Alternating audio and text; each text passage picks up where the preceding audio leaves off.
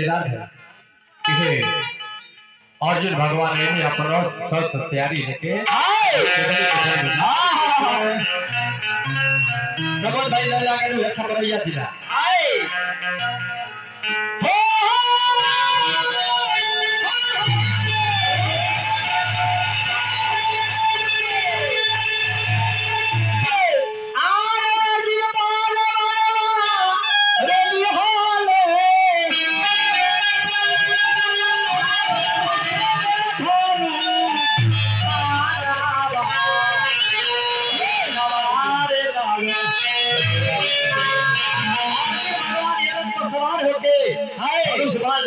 हाँ केदली के वन में चल गए वो क्या जाएगा खतरा हाँ आरसी लगी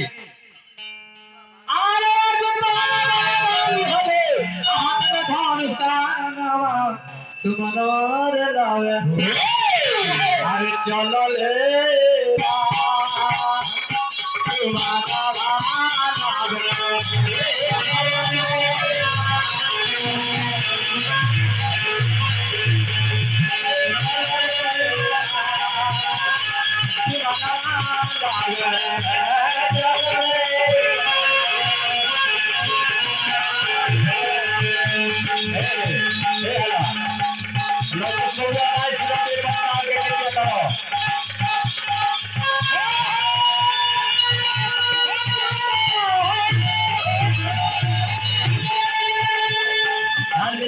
ध्यान एक दो बात लगी ध्यान मिला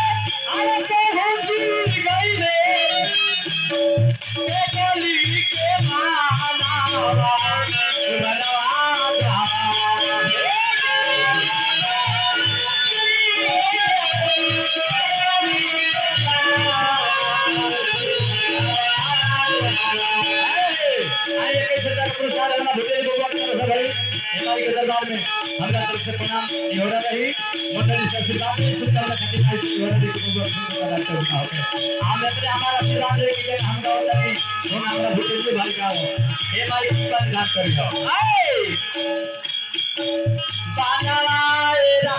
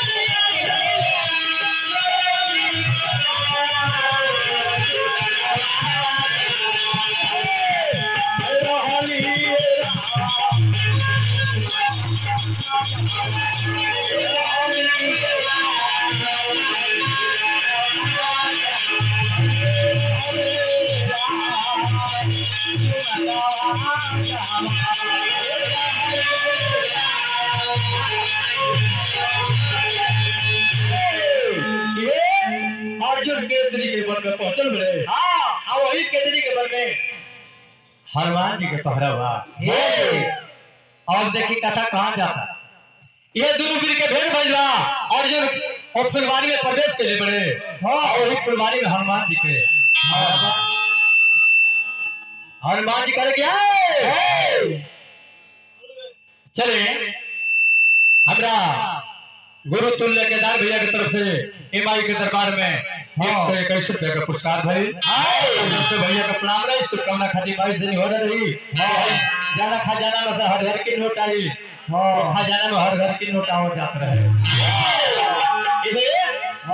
अर्जुन तुल्य हनुमान पूछ रहे क्या कुछ के फुलवारी में प्रवेश कर लिया कैसे पूछ लो पता नहीं थे। अर्जुन कौन गए हला अर्जुन कर की का हमरा तो पता कुछ नहीं थे। तो कौन होगा हनुमान कर गए चारों युग प्रताप तुम्हारा हमारा नाम चारों युग में प्रताप सारा लोग अंडा अंडा तुम कौन हो किचौन के हनुमान के नाम में नहीं खजाना। हाँ पिछले हमारा फुलवारी में आ गए हो।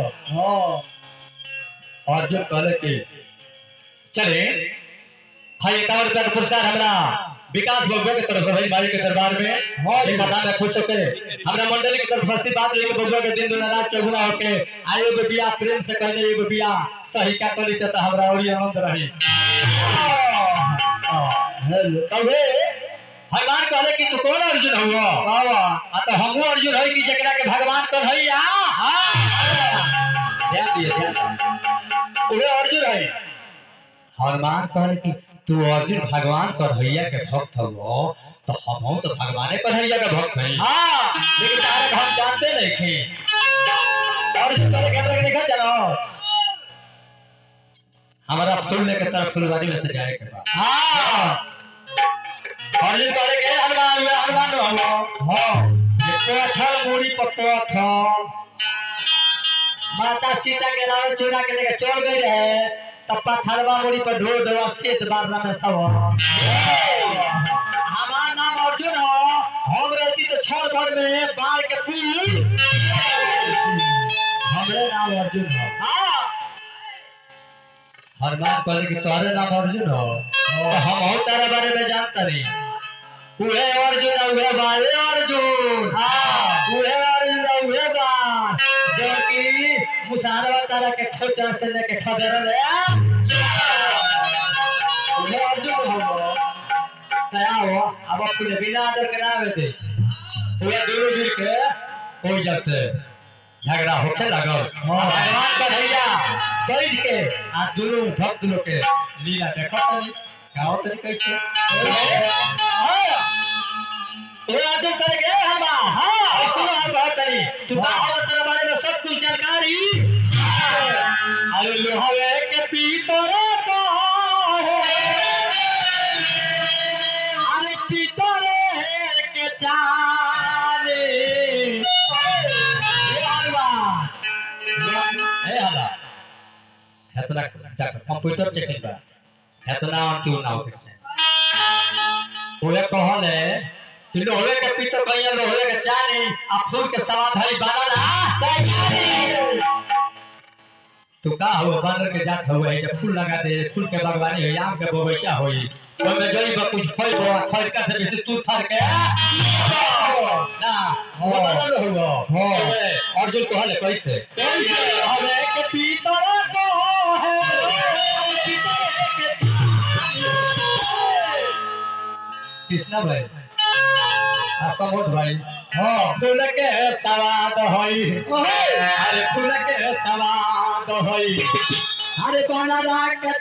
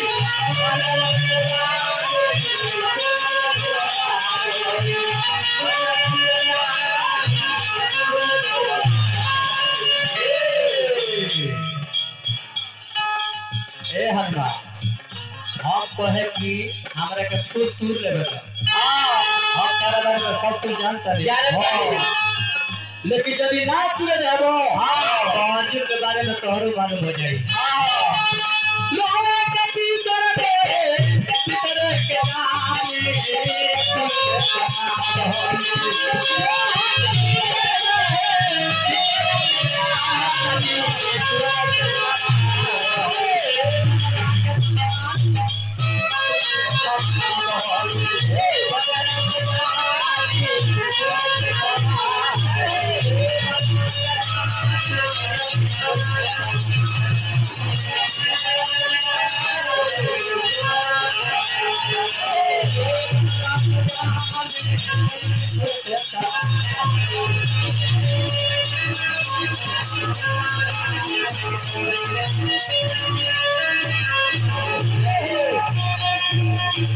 शिवोदी दुर्गा जी महारानी की जय।